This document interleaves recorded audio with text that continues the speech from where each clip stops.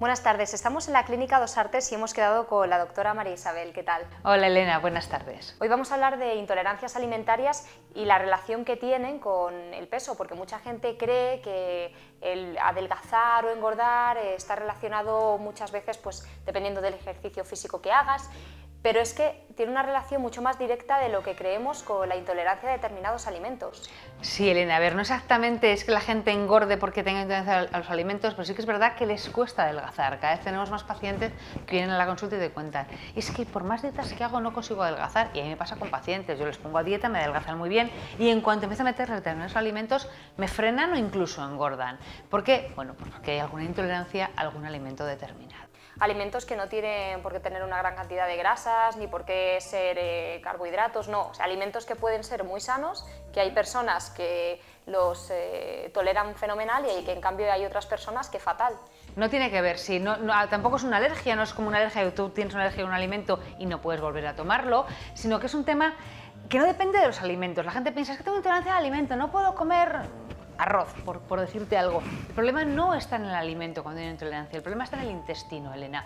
El intestino, hay un anuncio de un producto lácteo, no voy a decir el nombre, que es muy gráfico. El intestino es una pared que está compuesta por una sola capa de células y es como si, imagínate una red, ¿no? Yo siempre les pongo al paciente el ejemplo de, imagina que tú tienes una red para pescar sardinas con unos agujeros chiquiticos, pero esos agujeros se hacen grandes, hay rotos y en vez de sardinas entran por ahí salmones. Bueno, pues el intestino le pasa igual. Es una pared con una sola capa celular que en un momento determinado, por lo que sea, por una situación de estrés determinada, por un alimento que no toleras, por una toma de antibióticos masiva, por varias circunstancias, puede tener esas heridas, por decirlo de alguna manera. Y esos agujeritos pequeñitos de repente se convierten en agujeros grandes. ¿Por qué hacemos esta intolerancia a los alimentos? Porque pasan a través de esos agujeros sustancias que en condiciones normales no deberían de pasar.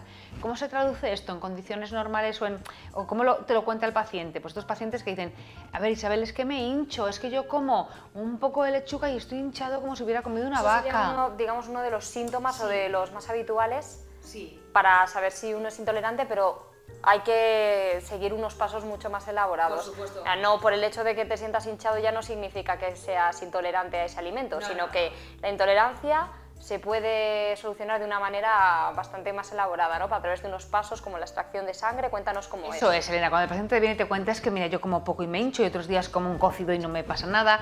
Son síntomas un poquito incoherentes, el paciente no determinan de cuadrar.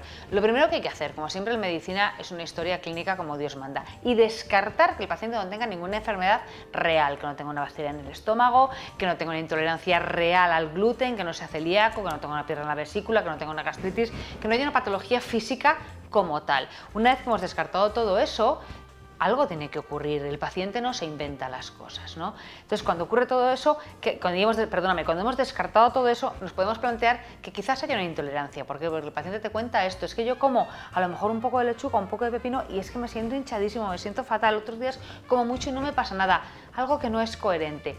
¿Cómo lo diagnosticamos? Repito, insisto, siempre cuando hemos descartado que haya patología, lo que conocemos por patología normal, gastritis, problemas en la vesícula, un colon irritable, ¿cómo lo diagnosticamos? Hacemos una extracción de sangre sin más.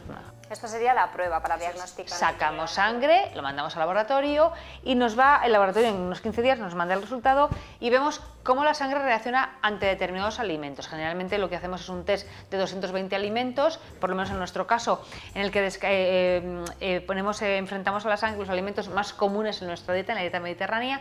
Además descartamos que no haya una cándida intestinal, que a veces la cándida es un hongo que lo tenemos muy oído a nivel vaginal, pero a veces también aparece en el intestino y da síntomas muy parecidos a los de la intolerancia. Descartamos la celiaquía.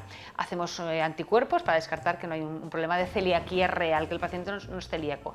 Y en base a eso vemos qué alimentos somos intolerantes a ellos. Pero repito lo que he dicho al principio, Elena, el problema no es el alimento, sino el intestino. Por mucho que yo retire estos alimentos, si no trato el intestino, dentro de 3 meses estaré igual.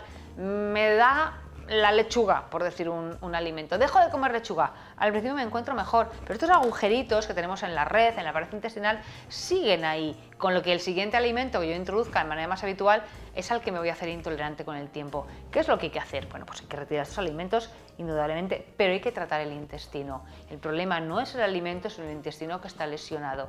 Dependiendo del grado de lesión que tengamos, vamos a hablar de una disbiosis intestinal, cuando simplemente tenemos una alteración de la flora intestinal, que cada vez está más estudiado y más estudios de que es importantísimo en el sistema inmunitario y en nuestras defensas, y que cuando tenemos una flora intestinal alterada, muchas enfermedades fuera del intestino, depresiones, fatigas crónicas, incluso se está estudiando ahora en hiperactividad de niños, en depresiones crónicas, tienen que ver con nuestra flora intestinal que está alterada. ¿Cómo se trata? Pues vamos a tratar, dependiendo del paso en el que estemos, si estamos en una disbiosis tendremos que repoblar esa flora intestinal con los probióticos específicos que cada uno necesite, y si ya estamos en un paso un poquito más adelante en el que estamos hablando de una hiperpermeabilidad, ya tenemos estos agujeritos, no son agujeros reales, ¿no? Pero bueno, porque la gente nos entienda, ya hay que cicatrizar, ayudar a que esa pared se cicatrice. Tenemos que tratar ese intestino que vuelva a estar bien. Yo siempre pongo el ejemplo de una carretera. Tú tienes una carretera con baches y por mucha brea que yo eche, si no reparo antes el bache, no soluciono nada. Primero tengo que rellenar ese bache, tapar ese agujero en el intestino y luego ya tapizar toda la carretera para que todo quede igual, quede liso, y luego ya tapizar toda la pared intestinal y repoblarla. Primero relleno ese agujero, cicatrizo esa pared intestinal y a continuación aporto el probiótico que necesito, depende del paciente, para que eso vuelva a estar como debe. Y recuperando un poco uno de los temas de la conversación, no es recomendable dejar radicalmente un alimento porque nos siente mal. Por ejemplo, ponías el ejemplo de la lechuga, porque en el caso de que efectivamente una persona sea intolerante, ¿es bueno dejar radicalmente de tomar ese alimento después de haber estado durante años consumiéndolo? Si no tenemos la certeza de que somos intolerantes a ese alimento, no hay por qué. Aparte que hay muchos alimentos que nos pueden dar problemas, no porque seamos intolerantes a él, sino porque nos den gases. Las verduras dan gases, las frutas, si las comemos después de comer, a mucha gente le hincha un poquito, le da sensación de plenitud, de pesadez. Repito, lo más importante, como siempre en medicina, es hacer una historia clínica como Dios manda, hacer un diagnóstico exacto y en base al diagnóstico correcto y exacto, aplicar el tratamiento. Una misma patología, un mismo problema puede tener diversos orígenes. Hay que descartar los que no son y quedarnos con lo que es, y en base a eso aplicar el tratamiento. Me ha llamado mucho la atención un ejemplo que hemos comentado antes de una persona que durante varios años estuvo tratándose como celíaca, pero que en realidad no era celíaca, lo que tenía era intolerancia. Efectivamente, es una paciente que vi hace 15-20 días en consulta.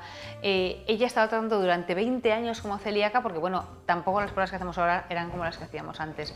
Teóricamente era celíaca, se le retiró el gluten y ya se encontraba mucho mejor, pero una de las revisiones, su médico de digestivo le dijo: es que no eres celíaca, te hemos hecho una biopsia hepática, una biopsia intestinal, es negativa, la analítica sanguínea, los anticuerpos son negativos, toda la probabilidad genética es negativa. Todo lo que tenemos a nuestro alcance para poder diagnosticar una celiaquía real es negativo, no eres celíaca.